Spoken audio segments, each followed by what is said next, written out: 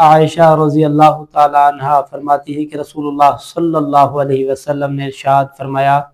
اللہ تعالیٰ کی نظر میں سب سے زیادہ ناپسندیدہ وہ شخص ہے جو سخت جھگڑالو ہو۔ ایک یہ ہے کہ لوگوں کے اندر جھگڑے پیدا کرے، لوگوں کے اندر لڑائیاں پیدا کرے، جو کسی وقت میں لڑائی آپس میں ہوئی تھی وہ لڑائیاں ختم ہو چکی، اب وہ اس کو دوبارہ جنم دے دے۔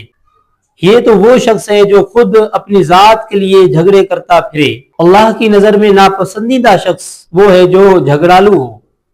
یعنی کہ دوسروں کے بیچ میں جھگڑے کرائے، اپنی ذات کے لیے جھگڑے کرے۔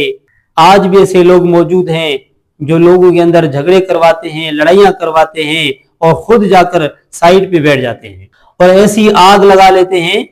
کہ وہ آگ بجھتی ہی نہیں ہے، وہ لڑائی ختم ہی نہیں ہوتی ہے، کیونکہ لڑائی جس آدمی نے کروائی ہے، فساد جس آدمی نے ڈالا ہے، وہ ایسا اس کو تجربہ ہے لڑائیاں کروانے میں